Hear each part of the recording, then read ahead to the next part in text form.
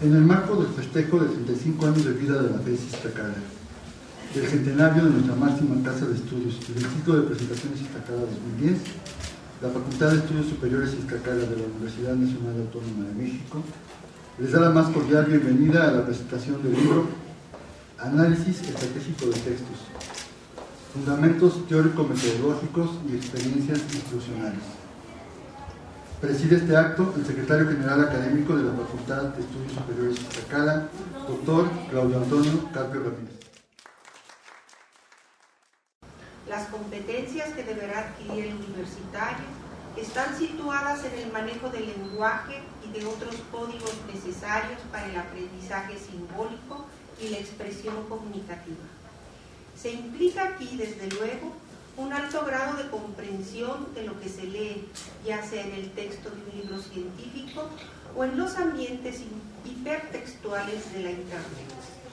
Es, pues, el tema del libro que hoy se presenta de máxima importancia, pues trata la condición necesaria para que todo lo demás se dé, es decir, todo aquello que llamamos aprender. El propósito de este libro que coordina María Luisa Cepeda y María del Refugio López Gamiño es doble. Problematiza el fenómeno, pero da la solución. Por un lado, se hace una reseña completa del campo de estudios, donde las autoras, a la luz de la literatura existente, analizan, describen y operacionalizan los factores relacionados con la comprensión lectora en el nivel superior, dando cuenta de las dificultades que presentan los estudiantes universitarios para adentrarse al texto científico. Pero por otro lado, el libro identifica las estrategias exitosas y propone caminos de intervención que los miembros de este grupo de investigación evalúan y reformulan, de manera que se convierta en una útil herramienta de intervención para abordar un problema que enfrentamos en todas las instituciones de educación superior. Me entusiasmó desde un principio la dimensión pedagógica de esta obra, pues de nada nos sirve a nosotros profesores de universidad quejarnos de que el bachillerato hizo un mal trabajo preparando a los jóvenes, como los de la educación media superior quizás se quejen de los docentes de secundaria y estos a su vez de los de primaria. El libro identifica y explica la problemática, pero de su lectura descubrimos de manera contundente la siguiente resolución. Ahora son nuestros alumnos, jóvenes inteligentes pero carentes de estrategias de lectura, que quizás tampoco sus profesores anteriores tenían. Ahora son nuestros alumnos y podemos darles estrategias entendidas como el conjunto de acciones que lograrán un objetivo. El darles esta llave abrirá otros entendimientos. Muchas gracias a los autores y a la Facultad de Estudios Superiores Iztacala por esta publicación. Pilar Baptista Lucio, Huixquilucan, Estado de México, noviembre de 2010. Que la lectura en nuestro país representa un gran problema que se refleja en los bajos niveles de rendimiento escolar en todos los niveles de nuestro sistema educativo. Lo comentaban anteriormente, los de nivel superior se quejan de los maestros del nivel medio superior del rezago que llevan ahí, los de medio superior de los de la secundaria, los de la secundaria de la primaria. Y esto es una enfermedad que está en todos los niveles educativos. Los profesores universitarios tienen una necesidad expresa por mejorar la calidad de los estudiantes, por mejorar la calidad de los lectores, por incrementar la comprensión lectora y desarrollar el criterio del lector. Se habla de una lectura y escritura crítica que desarrolle el énfasis en estimular el pensamiento y la creatividad, como requisito para comprender y actuar sobre el mundo. Pero los problemas y obstáculos que deben sortear los docentes son muchos. Por ejemplo, ¿cuántos alumnos tienen el hábito de la lectura? ¿Qué nivel de lectura comprensiva logran los alumnos en su vida escolar? ¿Qué técnicas de comprensión textual emplean los estudiantes? ¿Qué criterios y categorías críticas poseen los alumnos? ¿Cómo reelaboran el material leído en casa y en clase? A pesar de este obstáculo que sufre a diario el profesorado, existe la necesidad de plantearse un modelo de lectura-escritura que subsane las deficiencias que traen los alumnos desde la educación básica y la casa. En el nivel de educación superior, la lectura es el principal recurso de aprendizaje sugerido por los docentes.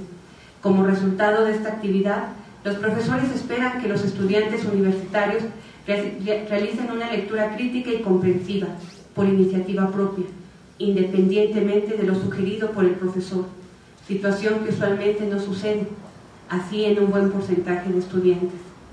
Por eso, es necesario agradecer un libro que nos lleve de la mano para el análisis estratégico de textos y nos introduzca a otra dimensión de lo que hasta hoy hemos conocido como lectura, y repensar sobre él o los conocimientos adquiridos hasta el momento. Además, tiene una característica que en lo personal creo que es un plus dentro del libro. Tiene una visión íntegra del profesor que se enfrenta día con día con alumnos que no comprenden lo que leen, lo que no pasa en muchas ocasiones en la que los autores de libros como este estudian el fenómeno desde lejos, no saben en muchos casos ni siquiera, ni se imaginan cómo funcionan los alumnos en la escuela. Por tanto, los planteamientos pareciera que nos los van platicando y más allá nos presentan ejemplos completamente diseccionados que nos permiten entender una comprensión total de las estrategias planteadas, además que el modelo estratégico planteado es flexible, ya que si bien ellos mencionan que es para el análisis de textos científicos, este se puede adecuar de una manera muy sencilla a cualquier otro tipo de texto. Quienes se desempeñan dentro del ámbito de la docencia a cualquier nivel conocen las limitaciones del estudiantado en materia de lectura como esfuerzo reflexológico, actividad básica que ha pasado a considerarse como un mero mecanismo contingente cuya función se reduce a tratar de entender, frecuentemente de manera defectuosa, un contenido disciplinar de importancia académica para profesores y académicos.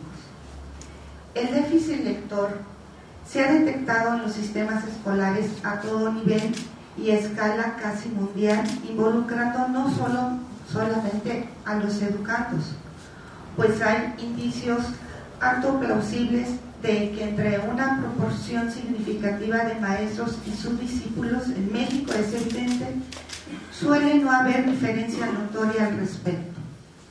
El presente trabajo constituye un acercamiento más en la búsqueda de alternativas metodológicas que apoyen la enseñanza de las habilidades complejas, tal como la comprensión lectora, misma que se considera imprescindible en la labor educativa y sobre todo a nivel universitario.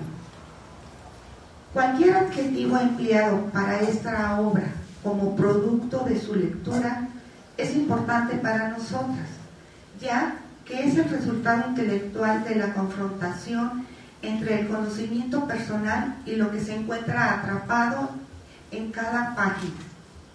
Así, aún en el peor de los casos, el libro y su contenido han cumplido su misión. Con dos frases planteadas por escritores de 1700. Uno es: la lectura es a la inteligencia lo que el ejercicio es al cuerpo. Y la otra frase más importante: la parte más importante de la educación del hombre es aquella que él mismo se da. Muchas gracias. Que si bien es cierto que una imagen dice más que 1000 palabras, también habría que decir que hay palabras escritas que muestran lo que ninguna imagen puede exhibir. Y esto es particularmente cierto en el caso de la educación científica, porque los hechos científicos de los que hablamos, de los textos que utilizamos en la educación superior, no son accesibles sensorialmente, porque no son hechos concretos, empíricamente accesibles a la vista, al oído, al gusto. Son abstracciones analíticas que reúnen lo que es común en los singulares sensibles. En otras palabras, son construcciones lingüísticas cuya dimensión de existencia es solamente la palabra. Y como la educación institucionalizada no es una tradición oral, solo puede tener existencia social a través de la palabra escrita. Por lo tanto, el contacto que podemos tener con aquellos objetos con los que tratamos los científicos solo es posible a través de la lectura y la escritura. Resulta ampliamente gratificante y reconfortante que se escriban libros de esta naturaleza donde nos dan guías de cómo acercarnos a textos, cómo leer textos en un ámbito como el de la educación superior. Si bien es cierto que Carlos Santoyo ha desarrollado y trabajado fuertemente en este modelo, también habría que decir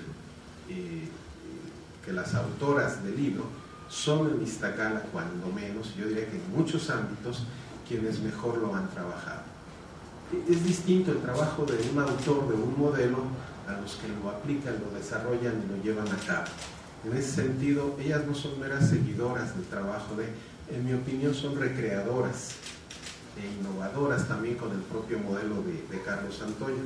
Y en ese sentido, una felicitación para todos nosotros, porque seguramente seremos beneficiarios con la lectura de este libro, ¿no? Muchas gracias.